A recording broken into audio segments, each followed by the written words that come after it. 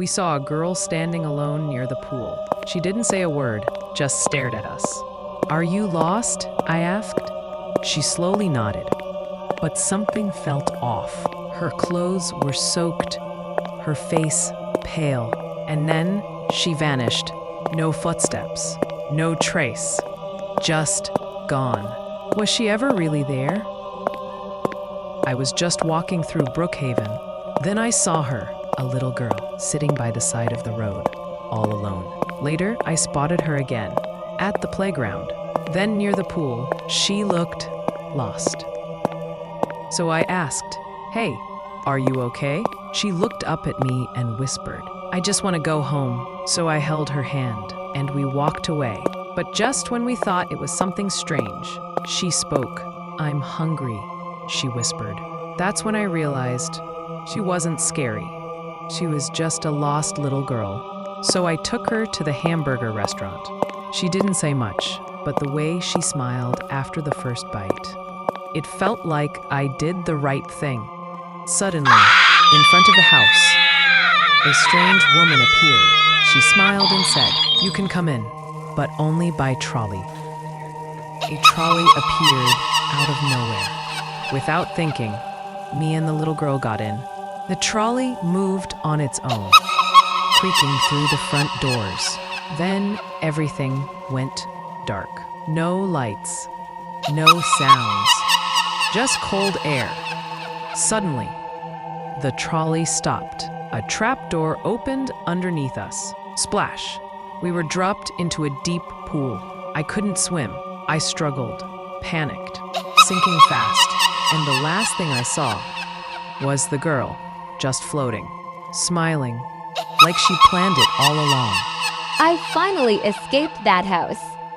My head felt strange.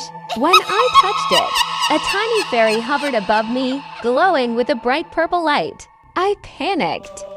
I ran along the street, hoping it was all over. But no. The little girl kept following me. Her steps were slow, but never stopped. She never fell behind, as if something unseen was pulling us together. Now I wonder, did I find her? Or did that light find me?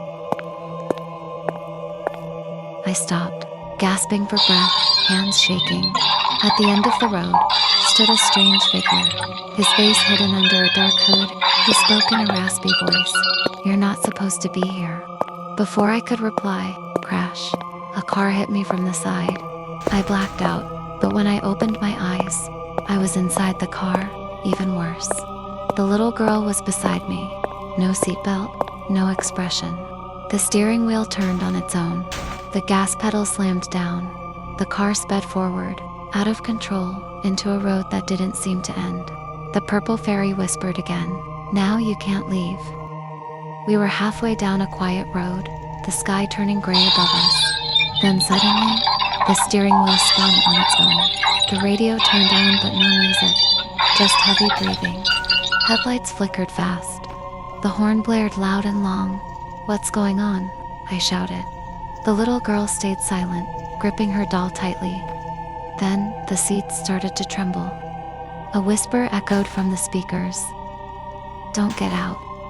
Don't look behind you." The car sped up, even though I wasn't pressing the gas. The road sloped down into darkness. I looked at her face. Her eyes were completely black. She whispered, "He's driving now." Woke up. With all my strength, I jumped out of the car, but instead of landing on the road, I fell into a different dimension. It was silent. The sky was dark, and the little girl, she was still with me. I shouted for help, but no one answered. We walked through the darkness until we arrived at an empty airport. The girl pointed at something, a burger restaurant flickering with dim lights. "Let's eat first," she said, but her face had already changed.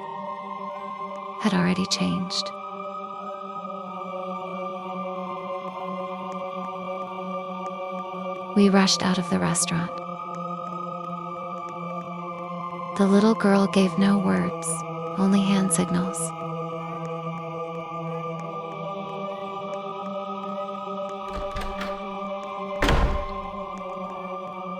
Pointing to an old hotel down the street.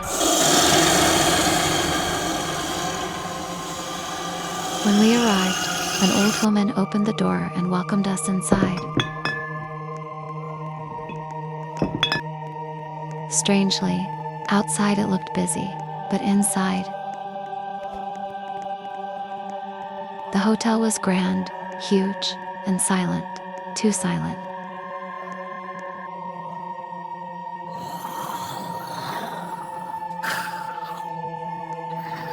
Inside the hotel, the little girl pointed out the window. She wanted me to take her to the 7th floor of a tall building. Once outside, the road changed ... It was full of strange creatures, floating faceless ones, silent laughter everywhere. I kept walking until I reached the building. The door creaked open, and something was staring at me ... To be continued.